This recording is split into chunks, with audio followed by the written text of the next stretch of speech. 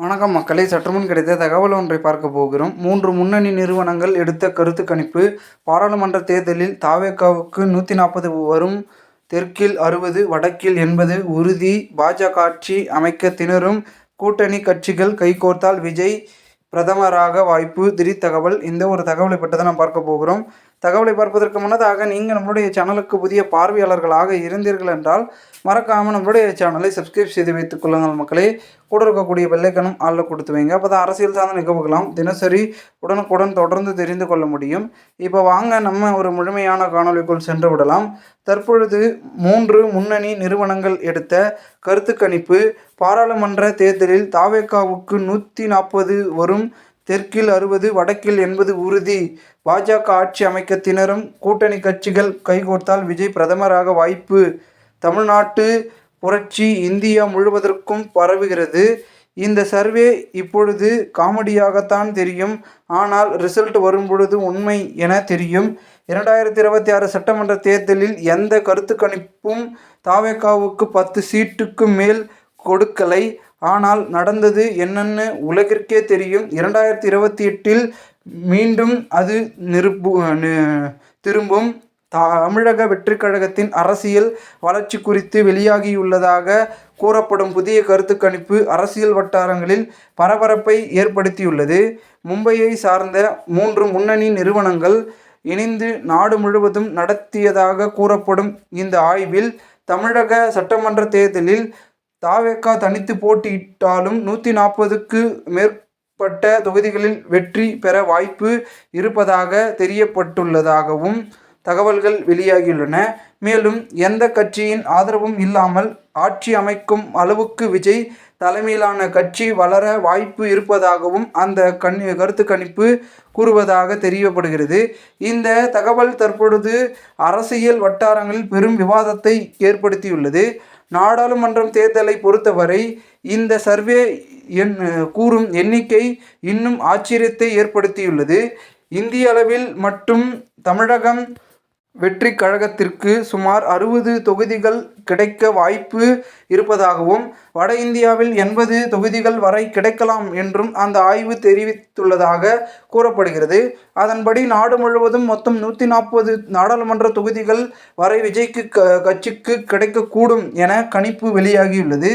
ஒரு மாநிலத்தில் தொடங்கிய புதிய அரசியல் கட்சிக்கு நாடு முழுவதும் இவ்வளவு பெரிய எண்ணிக்கை கிடைக்கும் என்று கூறப்படுவது அரசியல் ரீதியாக மிகப்பெரிய கணிப்பாகவே பார்க்கப்படுகிறது.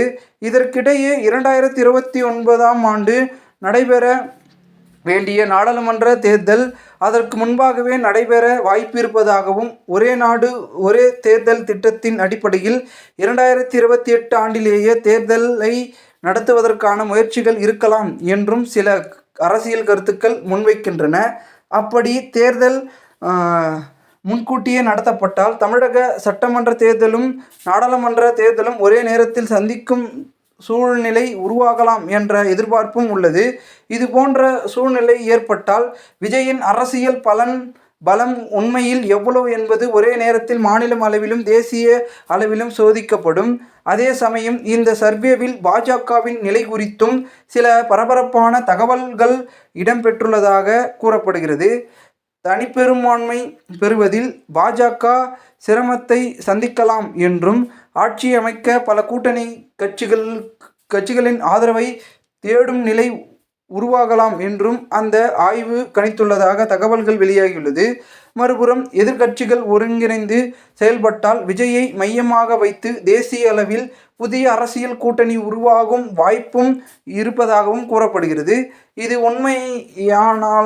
உண்மையானால் தமிழக அரசியலில் மட்டுமல்ல, தேசிய அரசியலிலும் விஜய் பெயர் முக்கியமாக பேசப்பட்டு சூழல் உருவாகலாம். ஆனால் இத்தகைய கருத்து கணிப்பு தகவலை அப்படியே தேர்தல் முடிவாக எடுத்துக்கொள்ள முடியாது என்பதையும் அரசியல் பார்வையாளர்கள் சுட்டிக்காட்டுகின்றனர். சர்வே எந்த காலகட்டத்தில் நடத்தப்பட்டது, எத்தனை பேரிடர் பேரிடம் கருத்து கேட்கப்பட்டது. எத்தனை பகுதிகள் ஆய்வு செய்யப்பட்டன? மாதிரி தேர்வு எப்படி இருந்தது? கேள்விகள் எவ்வாறு வடிவமைக்கப்பட்டன? என்பது போன்ற விவரங்கள் வெளிப்படையாக தெரியாமல் அதன் முடிவுகளை உறுதியான அரசியல் கணிப்பாக கருதுவது சரியாக இருக்காது. குறிப்பாக தேர்தலுக்கு இன்னும் கால அவகாசம் இருக்கும் நிலையில் கூட்டணி மாற்றங்கள், வேட்பாளர் தேர்வு, அரசியல் பிரச்சாரங்கள் மற்றும் மக்கள் மனநிலை போன்றவை முடிவுகளை முற்றிலும் மறக்கக்கூடியவை.